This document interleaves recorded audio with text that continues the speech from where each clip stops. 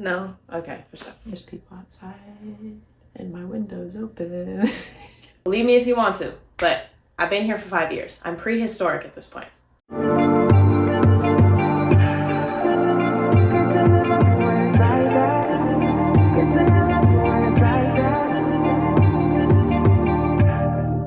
You say nothing's wrong at all, baby. What's going on, y'all? It's your girl Lex, and we are back for another video. This time, I'm gonna be sitting and talking to y'all for a little bit because I feel like y'all ask me a lot of questions about college athletics, D1 specifically sometimes specifically track, sometimes specifically triple jump. This is gonna be a new little series I'm finna start, LEX TALK. Like Lex, you get it? You feel me? No, for sure. All right. Fairly simple. I'm gonna go off of what you guys DM me. If you guys have any specific questions about college athletics in general, college in general, advice in general, relationships, whatever it is, I'm gonna talk about it. For this particular video, I wanted to talk about college, just my experience as a college student and athlete. So these are 5 things that I've learned that I feel are important to relay to y'all in my 5 years of being in college. Number 1, life and progress is not linear. There's this particular picture that I'm thinking of, and I'm gonna put it on the screen somewhere. It's probably gonna be somewhere right here. There's so many little hills and valleys. It's like what you expect life to be and what it actually is. Athletics, especially track and field. Like, track and field is not a linear sport by any means. Like, it's not, you don't continue to practice and get better and better and better and it be consistently better every single time you step on a track or a runway or a ring or whatever. Like, that's not how it goes. As long as the trend is upwards, you're golden. You're not gonna have your most stellar performance every single time you step on the track. You're not going to have your most amazing day every single time you wake up. That's just not how life works. Knowing that puts things into a little bit of a better perspective, especially first starting out. Once you get to college, it's a whole nother ballgame. You get to college, you basically have to throw everything that happened in high school out the window, pretty much. Like, yes, you're talented. Yes, you might have come out of high school like top 5 in the nation. Maybe you came out of high school and you signed on as a walk-on. As long as you're putting in the work, you're putting in the time, you're putting in the effort, you're listening to your coaches, you listen to your elders, the people that have more experience than you. They know the ins and outs of what you're trying to do or where you're trying to go. And you heed their advice, you do what you need to do to get better and be better as a person, as an athlete, whatever, as a student. It's going to come, but it may not be as perfect as you think it's gonna be. You also have to know that that's what comes with leaving home. Like, you have so much more to think about, to plan, to just maintain and like, you have so much more responsibility than you did in high school back home under your parents' roof. Don't beat yourself up if things aren't necessarily going as perfect as you thought they were going to go. Life is not perfect. We as humans are not perfect. This life is not meant to be all roses and lilies and beautiful colors and rainbows and unicorns. It's learning how to progress through all of the obstacles and challenges that are set your way. Number 2, don't put all of your eggs in one basket. By that, I mean, a lot of people tend to place their identity in whatever it is that they're doing.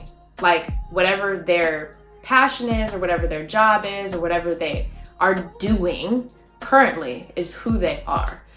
Athletes all the time, that's who they are. Like, they don't know who they are outside of their sport because that's all they've ever done. That's all they've ever been good at, or that's just the one thing that they're so passionate about that they throw their everything into it. Don't get me wrong, like, that's great to be that passionate about something that you want to spend that much time and that much of yourself doing it. The problem lies in making it who you are, because you are not your sport, you are not your studies, you are you. You have a personality outside of all that stuff. So it's important to know that and nurture those pieces of yourself that don't involve that thing that you're doing.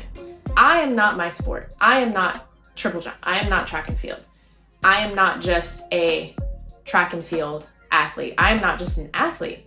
I am me, which contains so many different things that I'm passionate about. There's so many different things that I hold dear to my heart.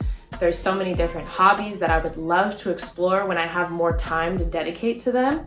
And there's things that I even make sure I make time to dedicate to, just so that I don't get too caught up and wrapped up in me as an athlete. You know what I'm saying? You need to make sure that you're expanding on those different pieces of yourself so that later on in life, like God forbid, you're an athlete and you get one of those heartbreaking, career-ending injuries. You have to have other things that make you happy outside of just your sport. Otherwise, you're setting yourself up for failure. You have so much room to explore yourself, explore what you like to do, what you don't like to do. You shouldn't be constricting yourself to one thing. Let yourself explore and be passionate about multiple things so that down the line, when your sport is over, when you want to do something else other than your profession, or whatever it might be, when you're done being a student, you can go do those things and still be happy. Number 3, little things matter. This is more so towards my athletes, but those little things add up to something really big. The more effort you can put in your day-to-day outside of just when you're on the track is going to make a difference. I promise you it will.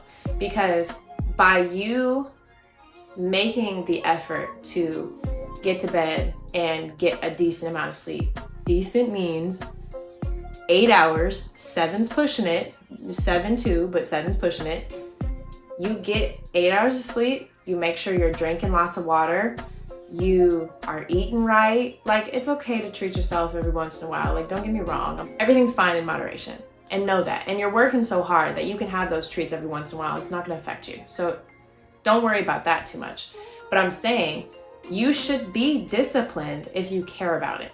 And that means all of those little things. When you're putting in 5% more every single day towards the thing that you're wanting to accomplish, you're going to be in a month, 2 months, a year from now, so much farther along than if you didn't do that extra 5% every day.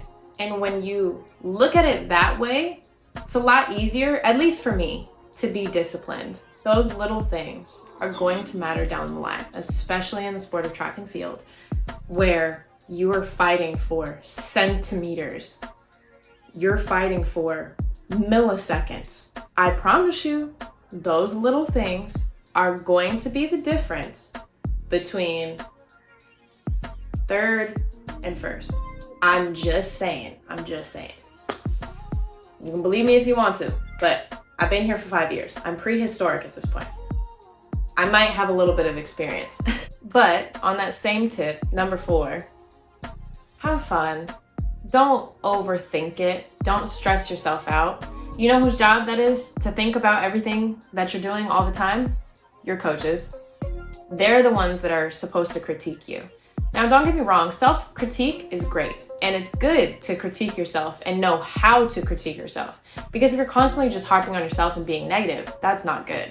But if you know the things that you're doing wrong, like if you look at film and you're like, oh, that's bad, I need to fix that, I need to work on that, that's fine. I do that all the time. But it's when you're constantly overthinking and stressing yourself out and causing yourself to be so down every single time something's wrong, or you can't ever just sit in contentment when things are going well. There's a certain line that you kind of have to teeter-totter on a little bit as you go through college, because especially if you're really passionate about what it is that you're doing, you obviously want to stay super disciplined because that's how you get better. But then you also don't want to stress yourself out too much, because that's when you lose the joy and the passion for the thing that you're doing. Sports, academics, whatever it may be, right? The most important thing is finding that middle ground, and you'll know, or you will figure out eventually what that middle ground is for you. Athletics is still games. These are meets. These are the things that we did as kids that ended up being something that we could be professionals at, right? And it's such an amazing opportunity to have, but sometimes people get lost in it and they lose the joy that we had as kids. You have to find ways to still make it fun and not stress yourself out over every single little piece of the puzzle. Not everything needs to be critiqued. You can have fun. It's okay. It's okay to laugh and joke. It's okay, I promise. Number 5, and this is a really, really big one for me. Don't be afraid to let people in. I say that because in my 5 years of being here at the University of Oregon, I think I've been successfully open with people for the last 2, maybe 2.5. And by that, I mean with myself. Like, I can talk to my friends about things that I'm struggling with, and also things that I'm really happy with that's happening in my life right now. And it's important to have those people around you that care about you and want to hear about that stuff and want to help you when you're down, because you are at college by yourself, right? And sometimes it gets lonely, sometimes it gets hard. Thankfully for me, I wasn't a kid that got super homesick, but there are a lot of kids who get really homesick while they're in college. And it's really hard not to have your family with you to support you when you're not feeling good, or you're having negative self-talk, or you're depressed, or you're anxious, or whatever it is. For a lot of the time that I was here, especially my freshman year, I tried to hold everything in and not tell anybody what was going on. I was depressed for a little while during my freshman year, just because I had so much stuff going on and it was hard for me to manage everything. And then I was also trying to do it all by myself, and I wasn't asking for help, and I hated asking for help. I still kind of do, but I'm a lot more comfortable with it now because I forced myself to be. And I've learned that it's not healthy to keep all that stuff to yourself. Thank God for my coaches and my coaching staff, because they're literally some of the most amazing people on planet Earth. My coach, I just ended up telling him everything one day, and I just broke down, and I told him everything that was going on. I told him how I was feeling, and that was kind of the turning point for me, in that I didn't feel alone. I didn't feel like I had to do everything on my own, by myself. I could turn to people and trust them to listen and help me deal with the things that I was struggling with. You can't do everything by yourself. And especially, and it's so relevant to where we are right now, like it's the month of May, which is Mental Health Awareness Month, I think. I'm pretty sure it is, but don't quote me if I'm wrong. It's so important to have those conversations with the people that you love and the people around you, because you never know what somebody's going through. And I know people say that all the time, and it's fairly cliche, but it's true.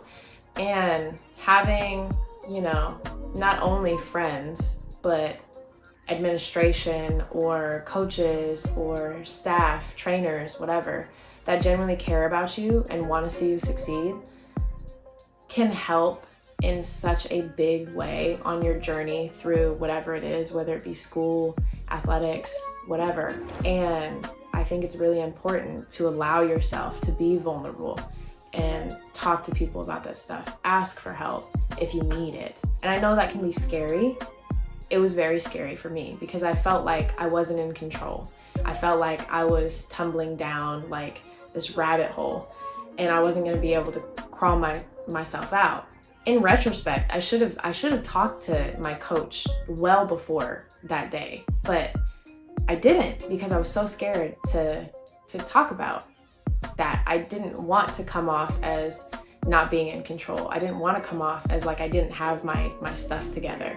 I didn't want to come off as not strong I had this idea in my head that being vulnerable or having these sad emotions, these frustrated emotions were weaknesses. And I don't feel that way anymore. Like, that's just a part of being human. And we have emotions, and some of them aren't the best feeling. And it's okay to talk about them, because once you talk about them, you can deal with them. So yeah, all that to say is allow people to be there for you and be open to allowing people into those more vulnerable spaces. It might not be the most comfortable, but I promise you, it's going to be really helpful in the long run. I promise.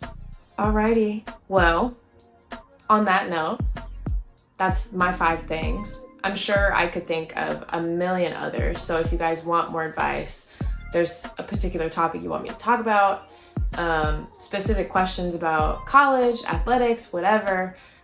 This video was kind of just overarching on my experience here in college as an athlete and just as a student and as a person. So if you want something specific, let me know. I may or may not do it. Those are the most important things to me, or at least the ones that I could think of off the dome. But yeah, I hope y'all enjoyed. Like, comment, subscribe, all that jazz. And I'm gonna see y'all next week, Friday. Deuces.